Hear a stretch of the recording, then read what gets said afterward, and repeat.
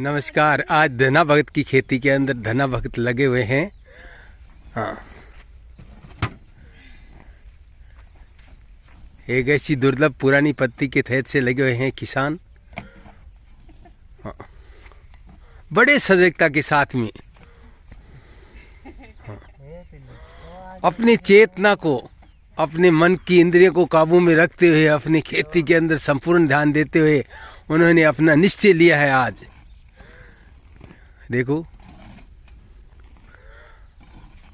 ये जो खाद होती है उसको इस तरीके से बखेरा जाए, खेती में दिया जाए तो उसकी गुणवत्ता बढ़ती है। इस तरीके से हाँ। सही तरीका से दीजिए सारी दुनिया ही। हाँ। नई बात कोई नहीं। ना नई बात नहीं है। लोग क्या कर देते हैं, ट्रॉली लेके आते हैं और ट्रॉली की कुडियाँ करते हैं, फिर ट्रैक्टर से ऐसे बिखर देते हैं। उससे क्या कि उसमें गुणवत्ता नहीं आती है। इस तरीके से फावड़े के जरिए और अपने इस तरीके से छोटे छोटे आकृति में बिखेरी जाए तो खाद में पूरी गुणवत्ता बनी हुई रहती है। क्योंकि ट्रैक्टर की बहुत ज़्यादा प्रेशर लगने से क्या कि उसकी ऊर्जा निकल जाती है।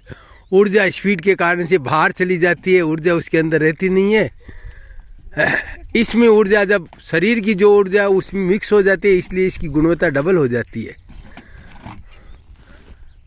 अभी हमारे आचार्य थोड़ी देर के बाद में इसके ऊपर माला घुमाएंगे। माला से इसकी पॉजिटिविटी देखेंगे, ऊर्जा देखेंगे, उसके बाद में आगे का कार्य किया जाएगा। हाँ, तो आचार्य जी, गुरु जी, एक बार माला जरा घुमा के देखिएगा इसकी कैसे बोल रही है आपकी खेती। और हाँ, उसमें पॉजिटिव है या नेगेटिव, इसके पंच महाभूत भी देखिएगा। हाँ, दर्शकों को दिखाएगा। आप जो इस तरीके से ये जो खाद बखेर रहे हैं उसके बारे में आपका क्या अभिप्राय है, जरा दर्शकों को बताइएगा। दादा ने यही बखेरते देखे जो शुरू से टावर पड़ा में। हाँ वही बखेर। हाँ, तो क्या आजकल के किसान है वो जा अपने परंपरागत खेती भूले जा रहे हैं, उसके बारे में आपका क्या अभिप्राय है? 2 शब्द कीजिएगा। 2 मिनट पास करा। अब बैठ कर एक बार नहीं, बैठते क्या इसकी फिर वो गुणवत्ता नहीं रहती है। काम करते करते बात करते हैं तो लोगों को पता चलता है ये देखो बैठ के बात नहीं कर रहा है, ये देखो काम करते करते बात कर रहा है। ये बैठ के तो पूरी दुनिया बात कर रही है। अभी जब भी देखे जाए, यूट्यूब पे देख रहे हो आप, चैनलों पे देख रहे हो, सब लोग बैठ के करें। अच्छा। कोई बात करते हैं, मंच के ऊपर बात कर रहे हैं प्राकृतिक खेती की, तो वो तो हमें तो ऐसे लग रहे हैं कि वो सिर्फ ऐसे हवा में डाल रहे हैं। जैसे आप जो काम करें और यहाँ पे जो बात करें तो कुछ दम होता है, इसकी पता चलता है कि हाँ रियली में ये किसान जो बात कर रहा है वो सत्य थी, सही है। हाँ, क्या मंच पे बात की हुई तो क्या इसकी मंच पे तो क्या इसकी खाली हंसमुख के कवि सम्मेलन ऐसे ही हो सकते हैं या नेताओं के भाषण हो सकते हैं, लेकिन खेती तो प्राकृतिक जैसे आप करे वैसे हो रहे हैं। तो ये आप पिछले कितने सालों से इस तरीके से खेती कर रहे हैं सर? मैं तो शुरू ही कर रहा हूँ भाई साहब।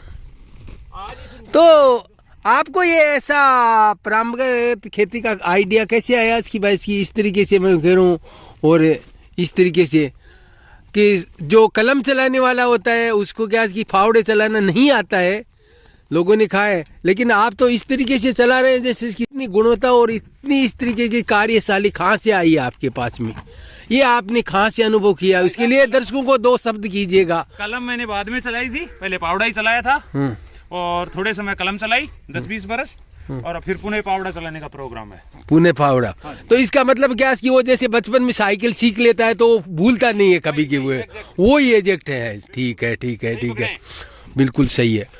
तो हमारे दर्शकों का एक सवाल और है कि जो अभी आप इस मरुस्थान में जो रेगिस्तान का थार कहा जाता है, देख रहे हैं चारों तरफ बड़े बड़े टीले देख रहे हैं, बड़ा इस तरीके के देख रहे हैं जहां दूर दूर तक हरियाली का नामो निशान नहीं है। ऐसी जगह में आकर के आपने जो अपना हौसला बढ़ाया है और अपना जो जिगरे कहा जाता है उसको शब्दों में कोई बयान नहीं किया जाता कि आपके जो शब्द ऐसे मरुस्थान में यदि आप जो सोना उपजाने के लिए लगे हैं, और इसके लिए दर्शकों को क्या कहोगे? लोग कहते हैं कि बंजर भूमि में कुछ भी नहीं होता है, तो आपने तो क्या इसकी पूरा का पूरा यहाँ जिस तरीके से कार्यशाली लिया है, जिस तरीके से बीड़ा उठाया है, इस हिसाब से तो आने वाले टाइम में 100% ऊपर वाली प्रकृति आपको साथ दे करके सोना देना ही देना है, इसमें तो कोई अभिप्राय दिखाई नहीं दे रहा है। जैसे इसकी वो आपकी अर्धांगिनी भी उसके साथ में लगी हुई है, और देखो इसकी कितने हैं, इसकी देखो जो शहर में बैठ करके इस पे मैं बताता हूँ आपको। हाँ, पिज्जा बर्गर खाने वाले आज है, इसकी देखो इसकी फावड़े चला रहे हैं गोबर के अंदर और खाद बखेर रहे हैं, वो भी ऐसी। तो ऐसी महिला आपकी संगनी होने के अभिप्राय में आप हमारे दर्शकों से क्या कहोगे?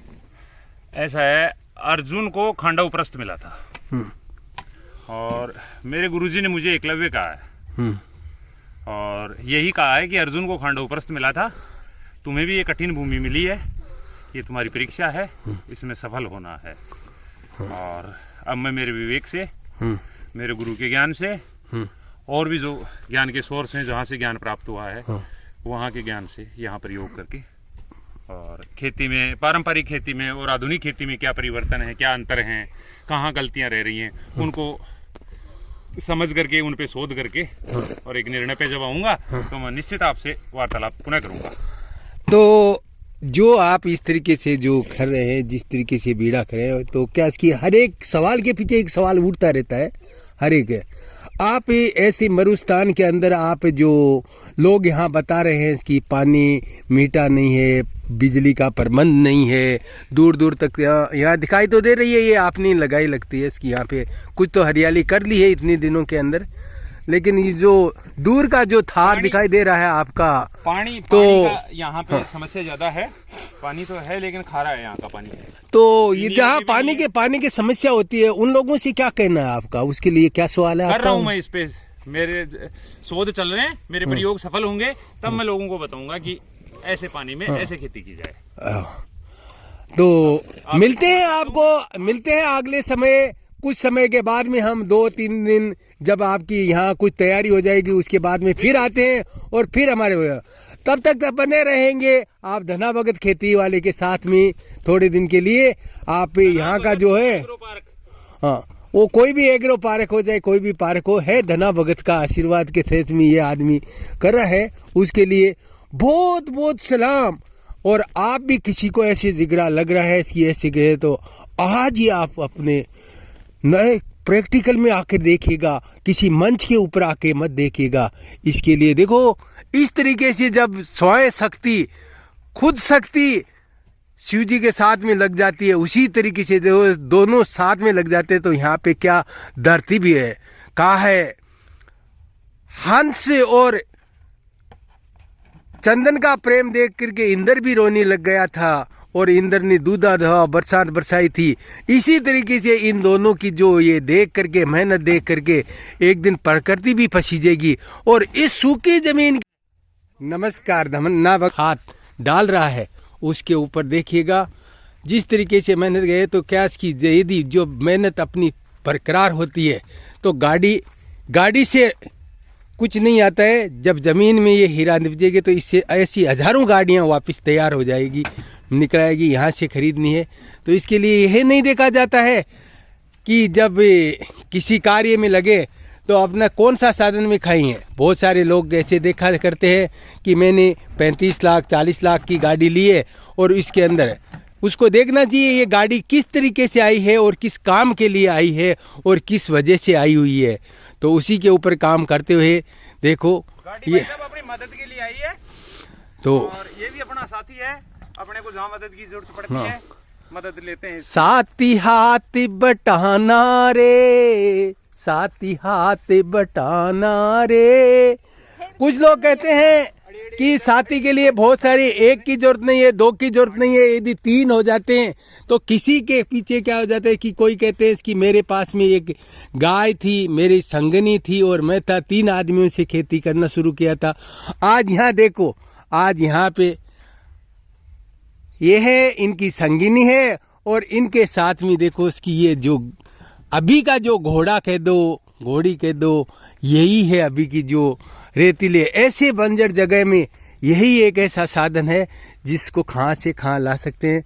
यदि यही खाद यदि ट्रैक्टर के जरिए यहाँ डाली जाती तो आप देखते जमीन के अंदर करीबन 1-1 फीट गड्ढे खुद जाते और जमीन पक्की हो जाती है। ट्रैक्टर नहीं चल पाता, इसलिए ट्रैक्टर का यहाँ आना पॉसिबल नहीं था, इसलिए इस किसान ने अपना जुगाड़ लगा करके इस तरीके से देखो बड़ी तरीके हैं लगे हुए हैं।